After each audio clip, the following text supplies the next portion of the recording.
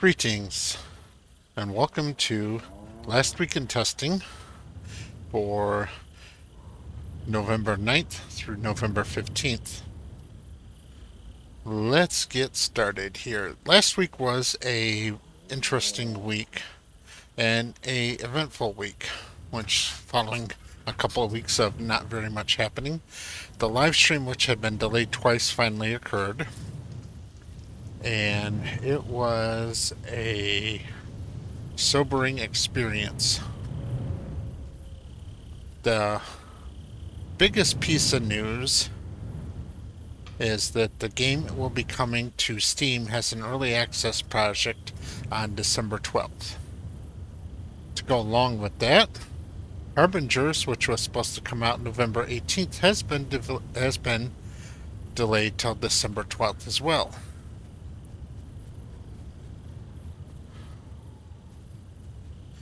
And all last week, the production servers were basically down. They came up here for the weekend, which is the reason I'm here now recording this video. After I'm done recording and uploading this, I'm going to go record some B-roll making a new character in the Riverlands, just in case that the production server doesn't come back up next weekend, so I have something to talk over instead of just having the TSG logo in the background.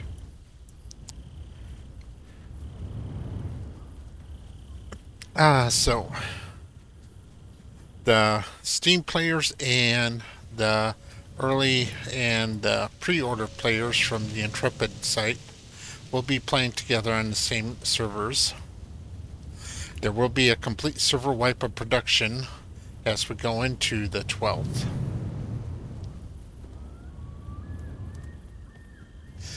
And opinion on Steam is mostly negative, and I too am of that opinion.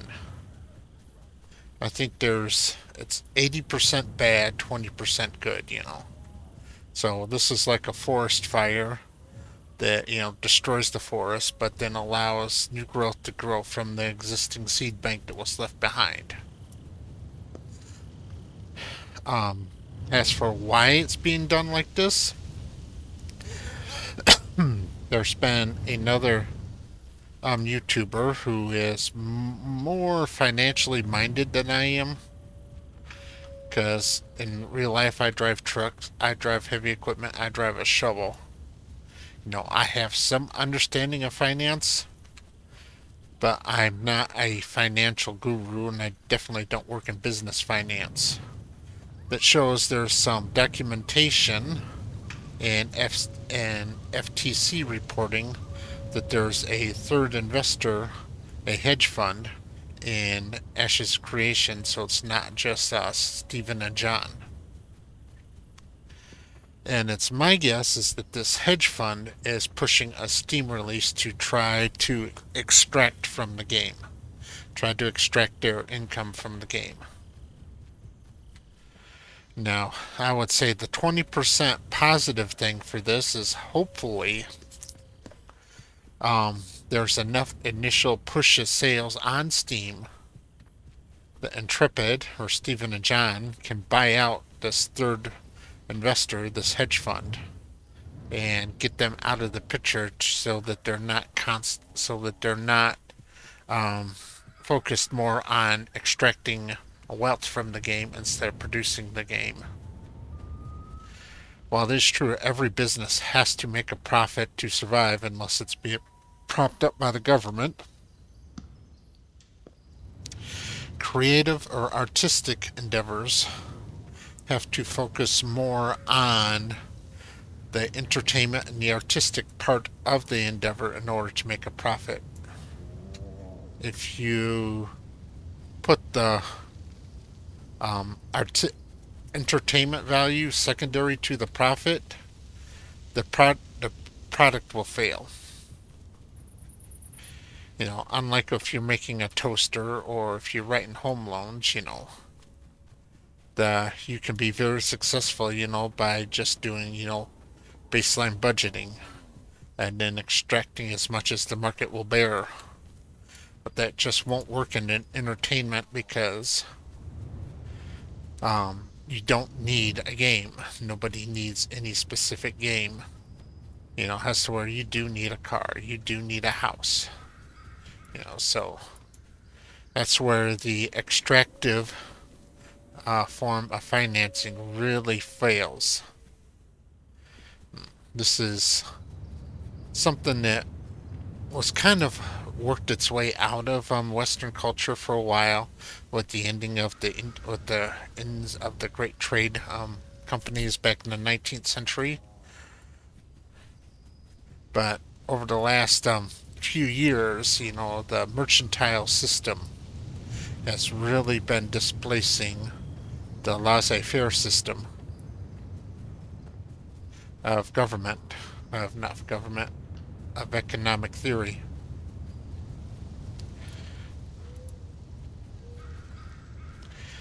But now onto the changes for PTR, since PTR has been up this entire time. The summoner is now integrated into the game fully. You don't have to, roll a character, then go to an NPC vendor and get a scroll to make yourself a summoner. You can choose summoner creation.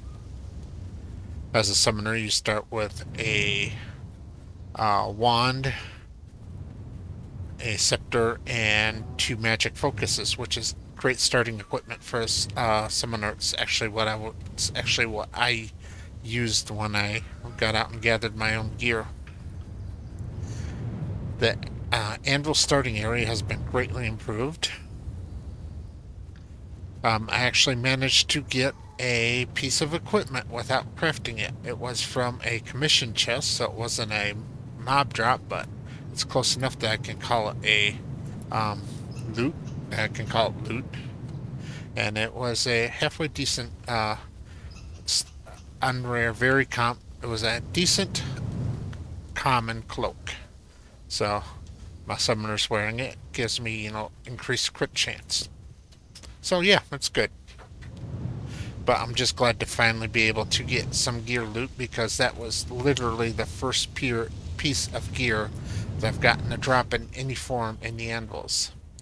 In addition to that, the crafting stations now have recipes that can be crafted in the anvils. Previously, we ran into a problem with the recipes that the crafting stations had, where they required things like oak or ash, and you can't get oak or ash here in the anvils. You can only get eastern hemlock and western larch.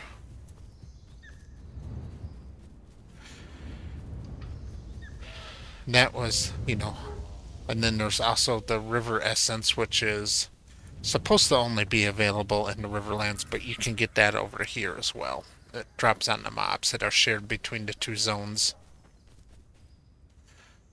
So that is a great improvement. So now you can start in the anvils and have a halfway decent, and have a experience on par with the Riverlands. You can get gear. In addition to that, the mob density has been greatly reduced in the anvils, so now you can travel between settlements and between NPC camps without being constantly just swarmed and swamped with NPCs all over the place. So that is a massive, massive improvement. On the negative side, a couple of the quests in the Mount Dor area, the Divine Gate, as you're coming out to Bonfire, are broken.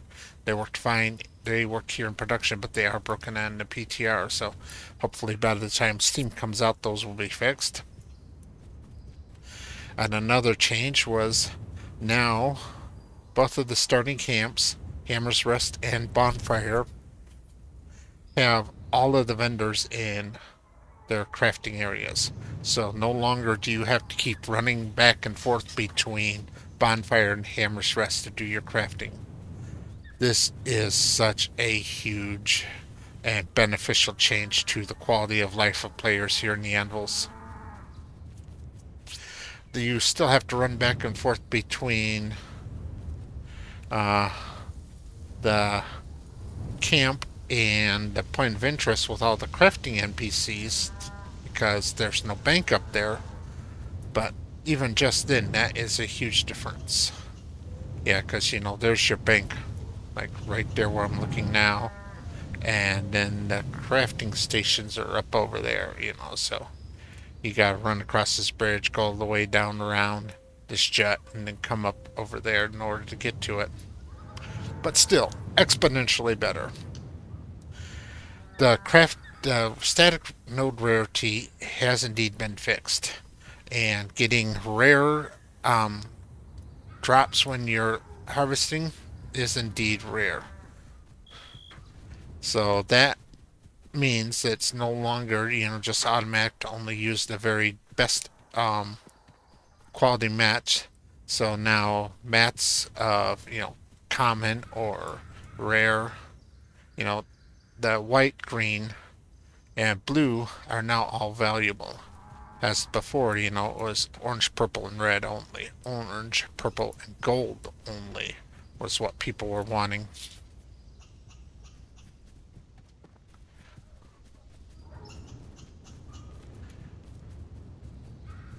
So right now, if you just come out and do some harvesting, and that's another change, the amount of materials needed to craft has been exponentially reduced, which means that you can actually afford to craft yourself a set of novice gear on what you would actually earn as a novice adventurer and gatherer. And mostly this was done by one, reducing the cost of processing, and two, by reducing the amount of materials needed for crafting.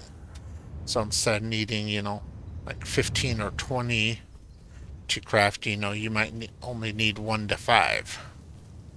That makes crafting very accessible at the novice level. And then as you start to rank up and get into higher tiers and higher ranks, then material requirements start to ramp up. At which point you probably got enough financing to support your craft at that point.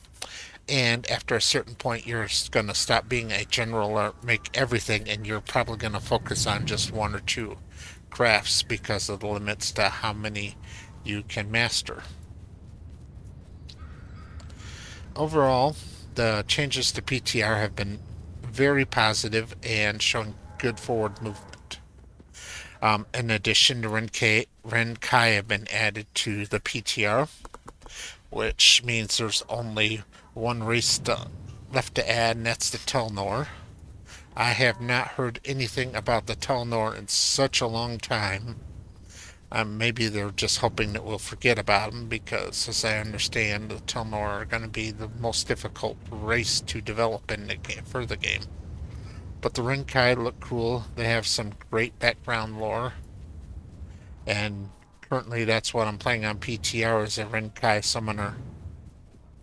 Which Renkai were my second choice after the Tolnar. Actually, they were my first choice, but we went with Tolnar in my guild to create a role-playing story for the guild.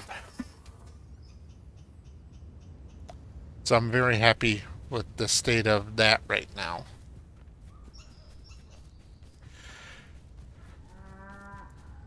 And another new addition to the PTR was what they call the Destiny system.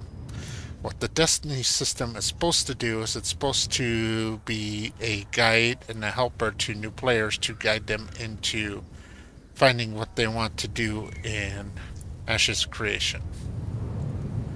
It completely fails at this. All it is right now is a warmed over achievement system. Because your destiny points are like, kill 10 enemies. Yeah, then you get like 250 experience for doing that. That is about the same as killing a level 6 mob or, doing 1 node harvest. So it's token XP that doesn't really do you anything. And it's not really guiding you since you just do your crafting and you're adventuring as you normally would, and then every so often you get tossed. Okay, so that really doesn't do much to guide you into a role or anything. It's really just a half-baked achievement system. Which achievements can be nice if, do something interesting or outstanding, like visit every POI in in this area. That might be worth an achievement. You know, 10 kill 10 mobs, any mobs. That's not an achievement. That's um I would say it's lip service, or gratuitous lip service at that. The schmooze. You'll get some people that, are just all the time trying to blow sunshine up your ass, Oh, you did such a good job, and it's really nothing. Um, Getting such achievements, I guess some people actually fall for it, but for me, it just makes me think that you want something from me and you're trying to butter me up. It actually makes me suspicious and resentful towards you. So I don't know. Maybe they're gonna do some iterations on it and actually make it to be something of a guide. But its current version definitely is not a help the new players. All it is an attaboy, an attaboy system. Now, or another way to call it, a participation trophy. That's right. You showed up, you participated, here's your trophy. So, I'm going to call this in this recording and then go over, create a new characters in the Riverlands and record some B-rolls so that if the production servers don't come back up next weekend, I have something to talk over. Thank you very much for watching.